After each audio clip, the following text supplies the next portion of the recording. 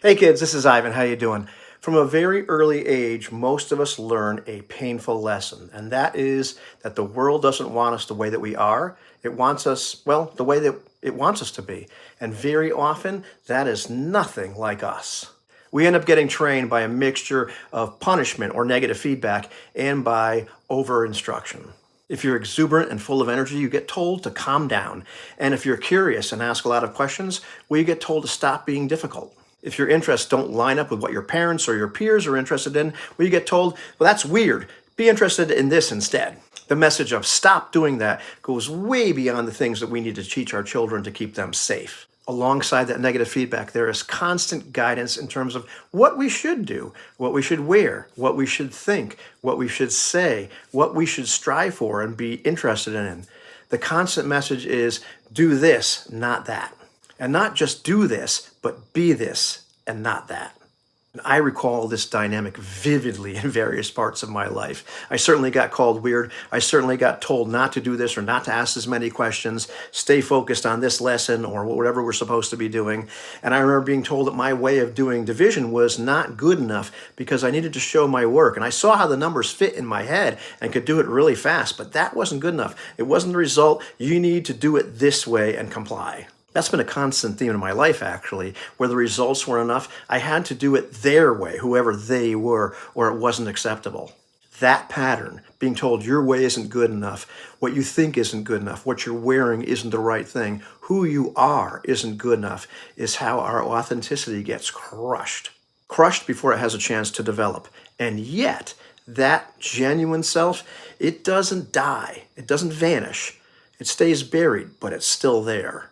Somewhere deep inside you and me, that authentic self still lives, and it pushes back against that mask that we're forced to wear, that the facade that we put on, the life that we've built that isn't really us. And we can feel that tension. I recall vividly that tension existing throughout most of my life, where I was trying to be somebody that I really wasn't, but I was told I had to be, who I thought I needed to be in order for you to accept me.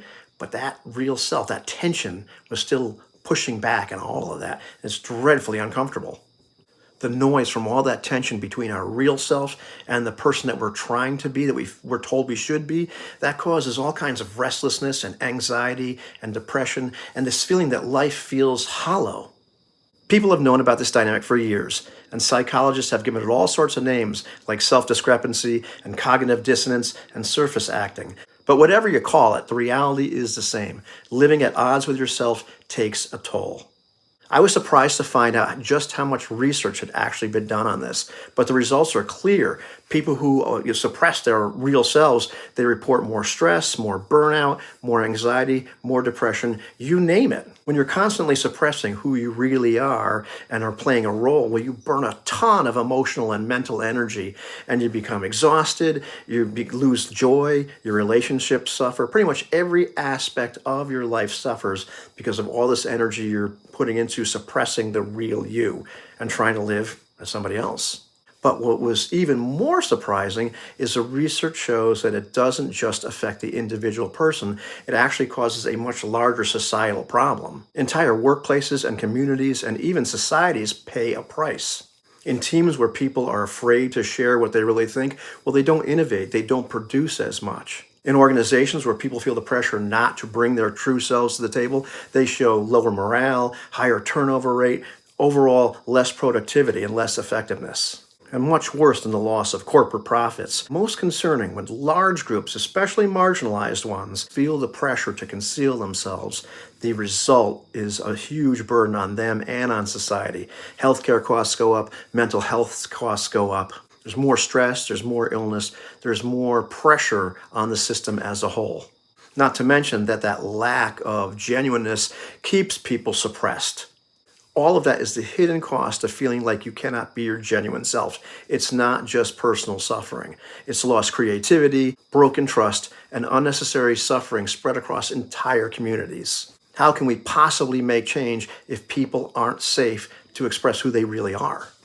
in my own life, making myself small and fit into what I believed people wanted of me had negative impacts everywhere. It impacted my education. It impacted the things that I was really creative and passionate about.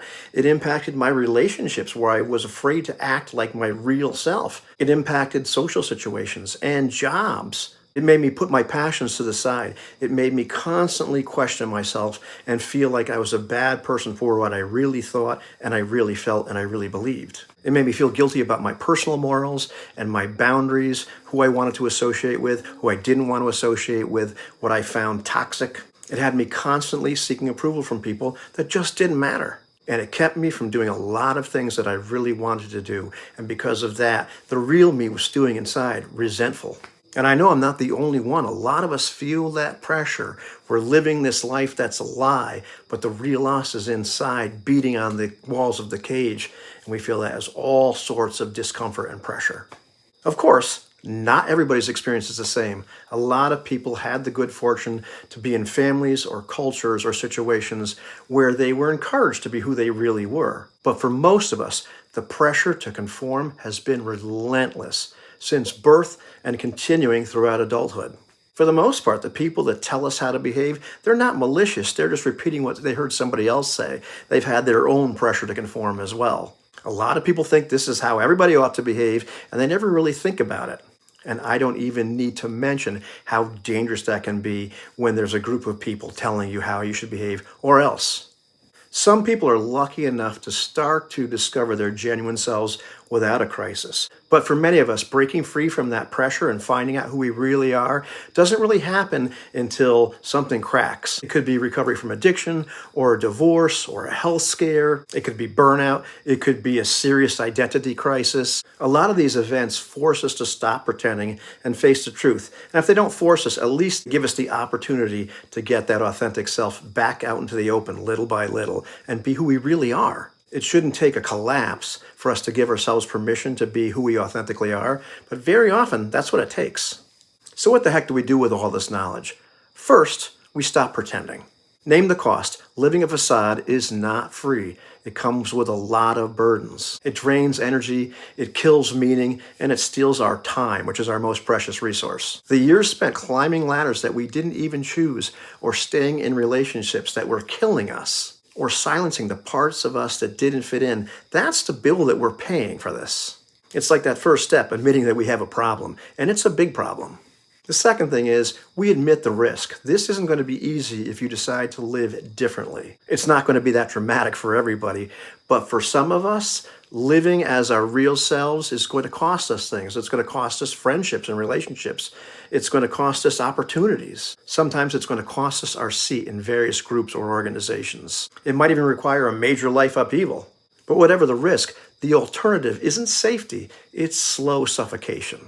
And while society isn't really going to reward authenticity in the short term, it desperately needs it in the long term. The world needs more real people, and it needs them desperately. Every voice held back is one less perspective, one less innovation, and one less spark of energy contributing to the whole. Diversity is truly our strength as a society, not just in culture, but in individuality. And the thing is, your real self is always in there. And if you don't let it out, it's going to claw its way out in terms of symptoms. Anxiety, depression, emptiness, or just collapse. The only question is whether we decide to listen to it early or wait until a crisis that forces it out. And the real tragedy is a lot of people are going to keep it buried, no matter how uncomfortable it is, until they die. And I don't want to do that. Do you? When I look at the equation, the cost of not being yourself is far greater than the cost of being yourself. And once you see that, the real question isn't, can I afford to be the real me? It's, can I afford not to be? Thanks a lot for watching. I would love to hear your comments on this. I know I've been talking about this particular subject a lot lately, but it's something that has my attention because it's so pervasive and it leads to so many difficulties, individually and in the larger perspective. Like and subscribe if you actually want to do those things, but I really want to hear your comments on this, your experiences with this, if you've been able to break free, or if you think I'm completely crazy. Have a good one, kids.